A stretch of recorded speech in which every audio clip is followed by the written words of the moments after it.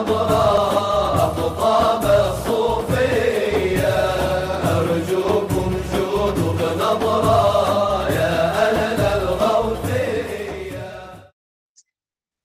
بسم الله الرحمن الرحيم. الحمد لله رب العالمين. الصلاة والسلام على أشرف الأنبياء والمرسلين وعلى آله وصحبه أجمعين بكل لمحة ونفس عدد ما سعه الله وبه نستعين على أمور الدنيا وأمور الدين ولا حول ولا قوة إلا بالله العلي العظيم.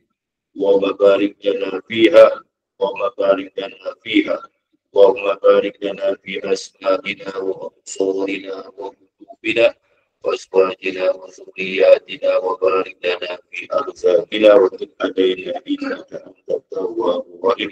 اللهم فقهنا في الدين وعلمنا تأويله. Yang saya hormati pengurusi serta jawatan kuasa Masjid Surau Madrasah Saidiyah Madrasah para ikhwan tarikat yang saya kasih sekalian, alhamdulillah yang mulia marilah sama kita panjatkan kesyukuran dan dengan izinnya dapat sama-sama kita hadir ke majlis yang kita laksanakan sebagai almarhum Tuan Syekh Haji Ahmad bin Syekh Muhammad Said yang merupakan Syekh tarikat dan juga merupakan mantan mufti kerajaan Sembilan yang pertama. Jadi seperti biasa tuan-tuan, sebelum kita memulakan majlis izinkan saya untuk malam ni saya nak pilih membaca lah tuan-tuan manaqib Syekh supaya sama-sama kita ingatlah tentang jasa-jasa beliau dan juga ketokohan beliau lah. Apa kita sambut dan kita tahulah latar belakang kenaan dengan tokoh ini. Jadi tokoh ini iaitu Syekh Haji Ahmad dilahirkan di Kampung Ampangan, Seremban pada hari Rabu jam 11 malam pada 25 Rabiul Awal tahun 1328 Hijrah samaan dengan tahun 1910. Tuan Mufti dibesarkan dalam satu keluarga yang mulia turunannya. Menurut huraian Tuan Haji Mansur bin Syekh Muhammad Said, almarhum mempunyai sambungan titisan darah turunannya di sebelah bapanya dengan Abdullah ibni Abbas. Ini orang kata Pak sekali kepada Nabi Muhammad SAW, dan di sebelah ibunya menurut Tuan Haji Mansur iaitu asal daripada keturunan Sayyidina Uthman ibni Affan yang juga merupakan Khalifah Rasyidin yang ketiga. Ketokohan Tuan Mufti Syekh Haji Ahmad banyak dipengaruhi oleh berbagai faktor. Dapat diyakini bahawa bapanya iaitu Syekh Muhammad Said juga seorang alim masyhur yang besar dan juga yang kita sedia maklum bahawa beliaulah yang kata pengembang tarikat Ahmadiyah di alam Nusantara ini banyak sangat mempengaruhi pembentukan peribadi hidupnya sehingga dah berjaya mewarisi sifat kealiman bapanya. Pembentukan peribadi Islam Tuan Haji Ahmad bermula dengan tradisi pengajian Al-Quran Karim semenjak umur 6 tahun lagi. Nendanya Allah Yarham Hajah Sufiyah binti Haji Saleh berasal dari Kempuja mengajar beliau membaca Al-Quran. Potensi menjadi seorang alim bermula dari sini. Sebentar sahaja beliau boleh membaca Al-Quran dengan lancar, fasih, bahkan sudah mulai memahami makna-makna ayat serta tafsirannya. Selepas menerima pendidikan pengajian Al-Quran dari nendanya, Syekh Haji Ahmad Syekh Muhammad Said iaitu ayahdanya telah memberi didikan kepadanya. Di waktu ini beliau telah menghafal banyak ayat-ayat Al-Quran. Keberkatan Allah atas dirinya mulai terselah apabila Syekh Muhammad Said meminta beliau membantunya mengajar mata pelajaran bahasa Arab di sekolah agama ayahnya selepas waktu asar. Maknanya dia Ahmad ni dia dapat kata Dari segi orang kata penguasaan yang baik, terutama dalam bahasa Arab. Walaupun sedia maklumlah tuan-tuan, bila Syekh Haji Ahmad, Syekh Muhammad Sa'id ni meninggal, waktu itu Syekh Haji Ahmad baru usia 16 tahun. Tuan-tuan bayangkan, adanya usia macam ni belum besar lagi lah. Kalau kata zaman sekarang, budak-budak umur 15 tahun, agak. Kalau kata menghadap repot lah, agak lah. Dia kata, kematangan budak-budak yang ada zaman sekarang ni kita tak boleh nak dibandingkan. Kita tak boleh nak bandingkan orang dulu. Jadi orang dulu tengok sebelum 16 tahun adanya dah dia pergi satu tanggungjawab yang besar lah. Jadi Allah yang dikenali mempunyai kecerdikan yang luar biasa. Penguasaan beliau tidaklah sahaja dalam bidang-bidang ilmu Islam, malah beliau itu menguasai dengan baik ilmu lain. Seperti ilmu hisab ataupun matematik. Dalam satu ujian khas untuk guru-guru lepasan maktab perguruan Sultan Idris MPSI ataupun sekarang dipanggil UPSI, Tajuk Malim, Allah Yarham, satu-satu pelajar yang telah menduduki ujian tersebut, beliau berjaya dengan cemerlang bersama 3 guru yang lain. Sedangkan beliau ketika itu masih lagi darjah 3. Pada tahun 1926, beliau telah dihantar. Pada 1926, Muhammad Sa'id telah kembali ke rahmatullah. Jadi Syekh Haji Ahmad dia telah pergi belajar ke Makkah Al-Mukarramah. Di sini Tuan Syekh Ahmad menimba banyak ilmu pengetahuan, akidah, syariah dan bahasa Arab secara formal dan tidak formal daripada alim ulama yang masuk di Mekah. Di Mekah, Syekh Haji Ahmad mula-mula memasuki madrasah Saladiyah, salah sebuah sekolah agama yang termasyhur. Setelah ditemuduga oleh pihak berkuasa sekolah, beliau terus dilompatkan ke darjah 6. Di sini Allah Yarham menunjukkan kecerdikannya lagi. Beliau sempat belajar 5 hari saja. Katanya bidang ilmu yang diajar di sini sangat rendah. Justru kerana itu beliau meninggalkan madrasah. Proses pengajaran dan pembelajaran Tuan Haji Ahmad kemudian berpindah ke Masjidil Haram, Makkah Mukarramah. Pengajian tradisional di masjid ini amat bererti baginya. Beliau mempelajari ilmu hadis daripada Syekh Al-Muhaddis Abdul Sattah Al-Qutubi Al-Hind. Ilmu fiqh pula ditimba daripada Syekh Omar Bajunin. Ilmu akidah iaitu Tauhid, Auriyaham, belajar daripada Syekh Abdul Qadir Al-Qutubi. Kemahiran beliau dalam ilmu bahasa Arab ialah kerana kesungguhan beliau belajar daripada Syekh Ali Husin Al-Maliki. Menurut satu cerita lisan dari keluarga Awayahab, guru beliau di Masjidil Haram amat mengasihinya. Di antara 300 orang pelajar-pelajar yang belajar bersama beliau, Tuan Haji Ahmad belajar dengan guru-gurunya. Tuan Haji Ahmad sahaja yang mendapat perhatian langsung. Kesayangan guru-gurunya ialah kerana kecerdasan beliau dalam pelajaran. Tuan Syekh Haji Ahmad di samping fasih berbahasa Arab sempat menjawab berbagai soalan dari guru-gurunya. Boleh menyelesaikan masalah akidah dan hukum dengan memuaskan.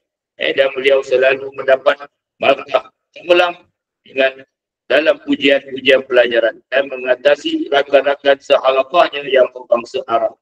Bahkan tidak keterlaluan jika kita menyatakan di sini bahawa guru-gurunya kurang bersungguh-sungguh mengajar di Masjidil Haram apabila Tuan Haji Ahmad tidak hadir belajar pada waktu-waktu yang tertentu kerana kekurangan.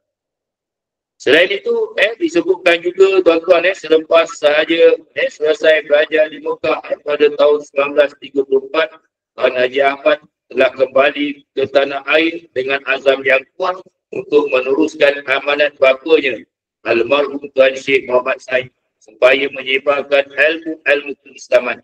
Tuan Haji Ahmad mengarahkannya mengasaskan sebuah institusi pendidikan Islam pertama di Negeri Sembilan, bahkan yang julung-julung kali di kawasan selatan Semenanjung. Lalu dinamakan sekolah tersebut Madrasah Sa'idiyah yang terletak di kampung Pondok Rasa, Seremban, Negeri Sembilan. Pada pertengahan Rejab pada tahun 1350 Hijrah bersamaan dengan 1935 Masehi. Madrasah Saidiyah membawa risalah suci Islam seperti mana yang disebutkan oleh pengasasnya, dan tujuan didirikan madrasah ini ialah semata-mata bagi mengumpulkan setengah daripada pengajaran yang bergantung dengan agama oleh mereka-mereka yang mengejar padanya, yang menunjukkan manusia pada jalan Allah Ta'ala, tengah daripada barang yang mengandung ia akan makna menyuruh akan mereka itu kepada yang ma'ruf dan mencegah mereka itu daripada mengejar yang bukan.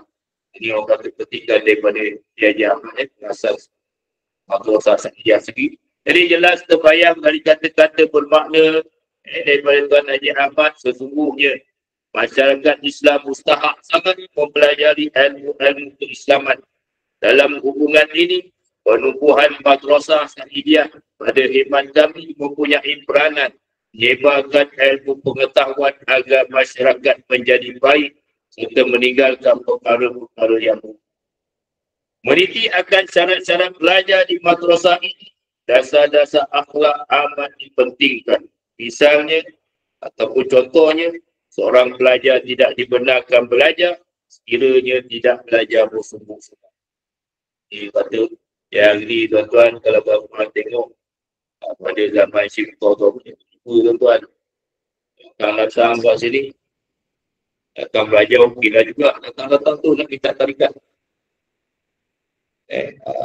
Kalau tuan si layan tuan-tuan, dia kata belajar okey tuan-tuan, kalau dia tak faham tuan-tuan, tadi tuan-tuan datang jauh-jauh untuk cerita pun tak mau, dia faham dia tuan. Jadi kadang-kadang kita tanya juga yang datang, memang kita nak datang jauh-jauh, kadang-kadang daripada Singapura, kita tak boleh. Tanya, sanggup ke nak datang sebulan sekali? Awak datang daripada Singapura jauh. Tak boleh. Tak boleh. Datang daripada Selangor. Boleh, tak boleh. Pasal kali dia ambil bayar, langsung tak dapat tuan-tuan. Dia tanya, tinggal kat mana? Tinggal kat Selangor. Tinggal kat Hulu Selangor. Pergi belajar dengan Dr. Jahid. Oh, saya tak minat. Dalam kita nak ambil bahagian untuk mendekatkan diri kepada Allah Ta'ala, jangan minat-minat tuan. Dan kita ambil peluang, kalau kata kita dekat, kita biasa. Apa juga kalau bahasa yang digunakan oleh Dr. Jahid, Ikhwan yang datang, orang yang datang daripada Negeri Sembilan, pergi ke Hulu Selangor ataupun Batu Bahantannya daripada mana Seremban. Kalau daripada Seremban, pergi belajar dengan Ustaz Aziz. Tak maulah saya. Dia tak mahu. Ikutlah. Kalau kata nak jauh. Kita pun tak pernah jumpa tuan-tuan. Kita pun tak pernah menghalau tuan-tuan. Kalau rasa kulit. Sebabnya dasar disiplin ni memang gitu. Pergi sekolah yang umur pun macam tak bersungguh-sungguh. Bagusnya apa lah. Gagah, rendah. Nak minta tempat sekolah yang bagus. Tuan. Jadi, kita tengok dekat sini. Dia ajar 4 pun. Badanya bukanlah dia meletakkan sesuatu yang tinggi. Tetapi dari segi adabnya dia jaga. Badanya kalau tak bersungguh-sungguh, dia pun tak mahu. Jadi pelajar-pelajar tidak dibenarkan pulang ke kampung kecuali kerana keumuran. Asyik-asyik pergi. Pulang ke pulang. Jadi Tuan Syekh Haji Ahmad amat marah sekiranya ada kalangan pelajar-pelajar yang bersuara pendek, tidak bersombong, keluar ke bandar Seremban tanpa ada tujuan. Serta makan dan minum di kedai-kedai makan. Di setengah daerah masih lagi tuan-tuan. Tuan-tuan pergi ke kedai, nama kedai Cina. Peng ke apa lagi tapi yang dalam tu penuh mereka. Tak ada orang kita minum kopi. Kita garanti dia boleh sediakan makanan yang halal. Kecuali pekerja-pekerjanya orang Islam boleh tak ada. Jadi mengikut keterangan Tuan Haji Abdul Ghani Osman yang juga merupakan salah seorang guru pula di Madrasah Sa'idiyah, ada juga anak-anak muridnya yang membantah larangannya. Dan ada beberapa kisah ganjil tetapi benar telah berlaku. Beberapa pelajarnya telah keluar curi-curi pergi ke Bandar Seremban. Ketika pulang ke madrasah, mereka tiba-tiba ternampak wajah Tuan Haji Ahmad di mana-mana. Sahaja. Jadi, apa ni kalau tu kan, kalau kau kerja tu kan. Jadi, kemudiannya mereka pun akhirnya pergi memohon kemaafan kepada Tuan Syed disebabkan telah melanggar peraturan yang dibuat. Jadi, dari segi pendidikan rohani, Si Haji Ahmad ke atas murid-muridnya boleh juga kita ambil contoh cara didikannya ketika di bulan Ramadan. Oleh kerana bulan Ramadan adalah bulan ibadah, Tuan Haji Ahmad telah meminta pelajar-pelajarnya tidur lebih awal. Lepas buka tidur. Kemudian kira-kira jam 1:30 pagi, mereka digerakkan daripada tidur. Pelajar diminta untuk solat tarawih, tahajud dan membaca Al-Quran sampailah waktu fajar datang menyising. Tradisi ini jalan selama sebulan genap dan di Madrasah Sa'idiyah juga. Pelajar-pelajar akan dikenakan tasbih. Maknanya belajar tapi dalam masa yang sama akan ditasbihlah ilmu. Kita kat sini tak buat aja tu tuan-tuan. Minggu ni kita belajar. Minggu depan kita tasbih. Minggu depan ramai tak datang. Boleh buat, tak ada masalah. Apa usahakan hari ni kita ajar 3 live, 4 live. Minggu depan kita datang untuk tanya je. Dapat kita jalan. Lepas pada tu terlangkup semua hilang. Bukan kira ni dah kan. Jadi kalau dekat ni Madrasah Sa'idiyah, maknanya Tuan Syed Haji Ahmad tu tasbih tuan. Dan kalau kata kita tengok ramai anak muridnya yang keluar menjadi imam-imam. Di antara itu lahir yang kedua lah Tuan Haji Hassan Said. Dan juga Syekh Muqaddam bin Haji Ahmad. Maknanya antara orang-orang yang lahir lah hasil daripada didikannya. Jadi dekat sini antara ilmu yang ditasbih adalah mereka dikendaki menghafal hadis-hadis serta bahan-bahan ilmu lain. Jadi bahan-bahan ni tuan-tuan semua boleh dapat daripada tesis-tesis yang dibuat oleh pelajar atau puan-puan tuan. Ada pelajar-pelajar UKM umpamanya yang buat tesis, dia dapatlah gambar buku-buku catatan atau buku orang kata latihan lah yang dibuat oleh pelajar-pelajar yang pernah belajar di Madrasah Sa'idiyah. Kita tak dapatlah jumpa macam tu. Jadi sekalipun nampak kita tuan. Kemudian di antara beberapa keistimewaan Syekh Haji Ahmad tuan.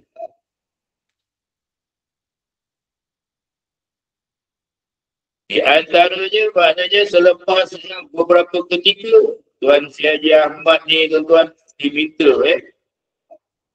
untuk orang kata pengalaman disebabkan pengetahuan dan pengalamannya yang luas yang luas.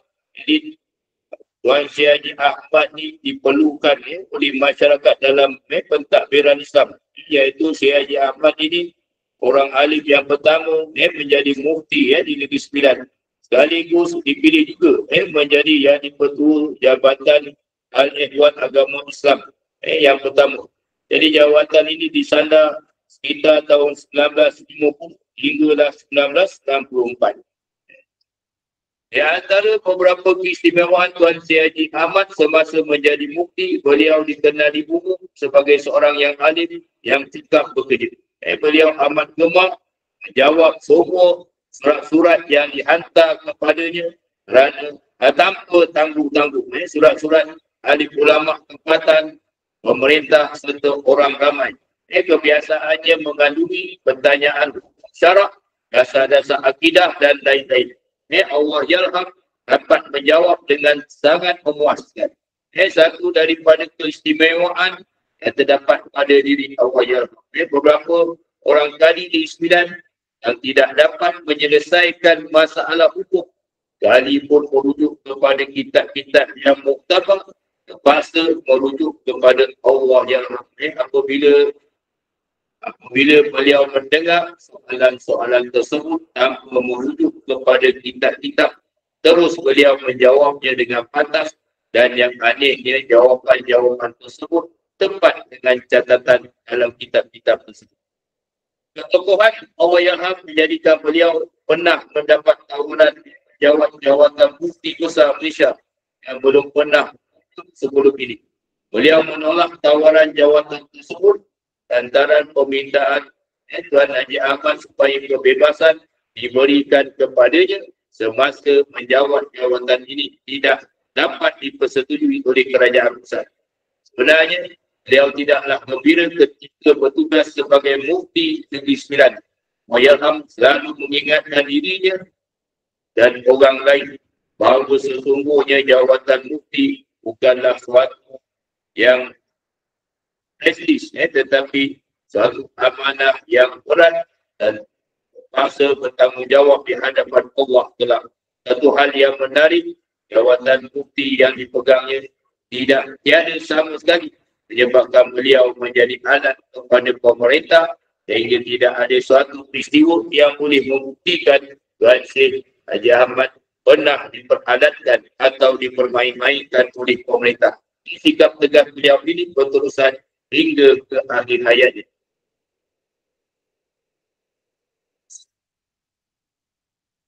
Kemudian saya cerita sedikitlah tuan-tuan berkenaan dengan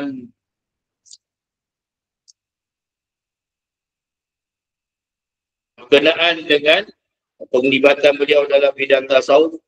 Kita pun tak boleh nak menolak kalau kita memperakui dari segi jawatan yang pernah dipikul oleh Tuan Syekh Haji Ahmad.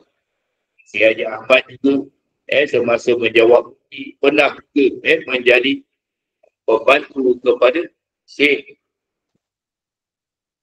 Abdullah yang itu merupakan Syekh tarikan pada masa itu. Maknanya walaupun menjawab jawatan mufti dalam masa yang sama bantu abang tetangganya iaitu Syekh Abdullah, kita sedia maklumlah diangkat sebagai wakil ataupun Syekh tarikan selepas pemangkatan selepas pemufakatan Syekh Muhammad Said Ali.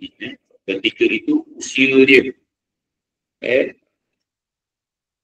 21 tahun. Jadi kita pernah tanya dengan Syekh tarikat.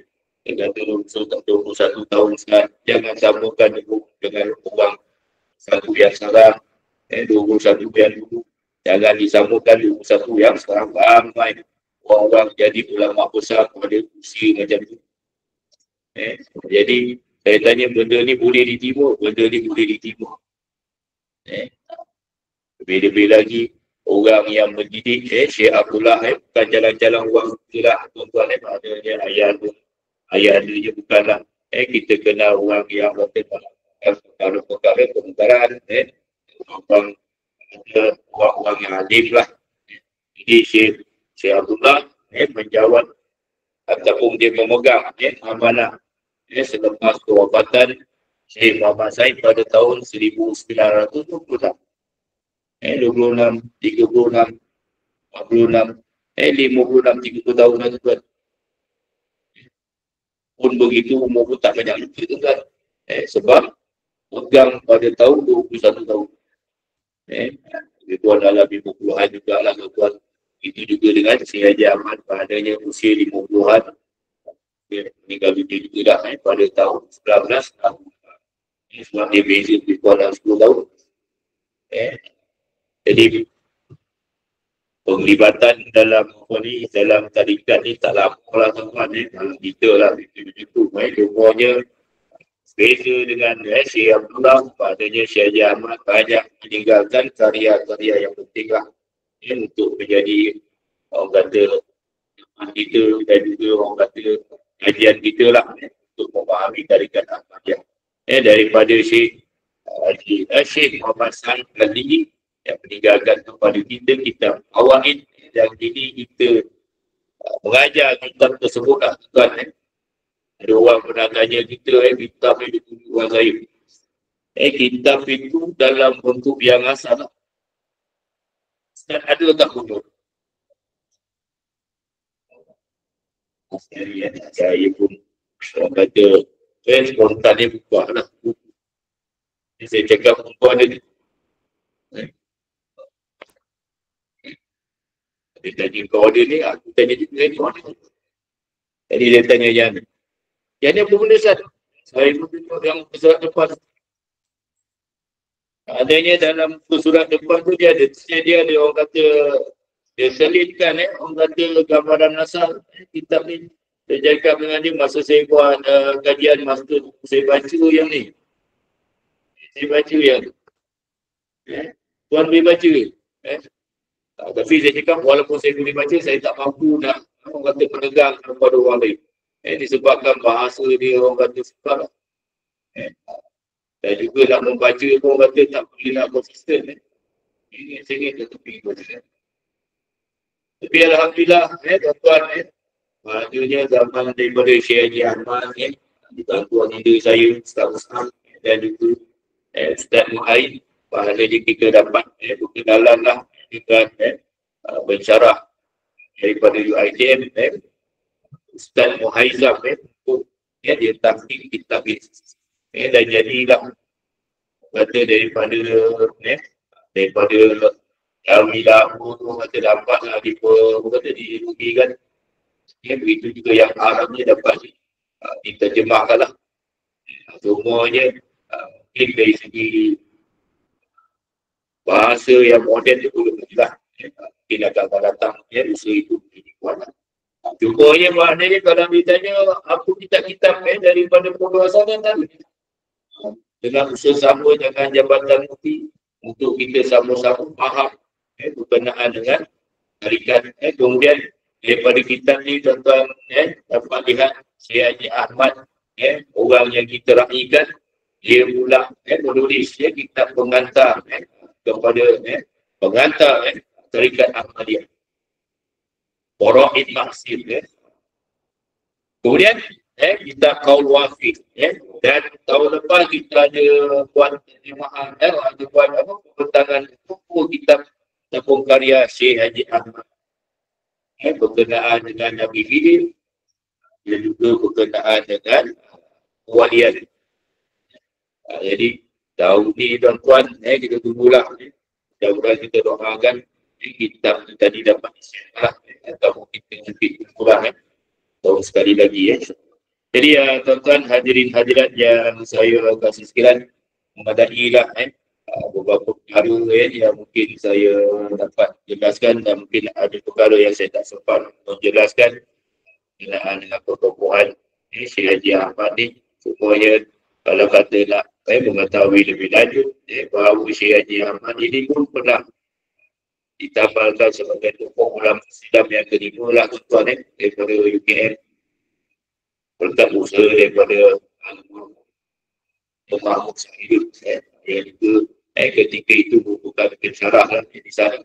Jadi daripada situ kita dapat peluang lah penulisan tahun Tuhan dapatlah kita mengenal sedikit berkenaan dengan tokoh ini tadi. Mudah-mudahan itu Syekh Haji Ahmad ini nanti akan ada ruang kaji lagi lah berkenaan dengan tokoh-tokoh ini di masa-masa yang akan datang. Jadi tuan-tuan hadirin hadirat yang saya kasih sekalian, kita teruskan majlis kita pada malam ini dengan majlis tulis. Astaghfirullahalazim, astaghfirullahalazim, astaghfirullahalazim. Astaghfirullahalazim allazi la ilaha illa huwal hayyul qayyum. وغفار ذنوب ذا الجلال والإكرام وأتوب إليه من جميع المعاصي كلها والذنوب والآثام ومن كل ذنب أذنبته همدا وخطأ ظاهرا وباطنا قولا وفعلا في جميع الحركات وسكنات وحضرات وأنفاسي كلها دائما أبدا سرمدا إلى الذنب الذي أعلم ومن الذنب الذي لا أعلم عدد ما أحاط به العلم وأعصاه الكتاب أخطه القلم، وعدد ما أوجته القدرة وأسسته الإرادة، فمداد كلمات الله كما ينبغي لجلال وجه ربنا وجماله وكماله وكما يحب ربنا ويرضى. أنتم أسياد الحضراء أقطاب الصوف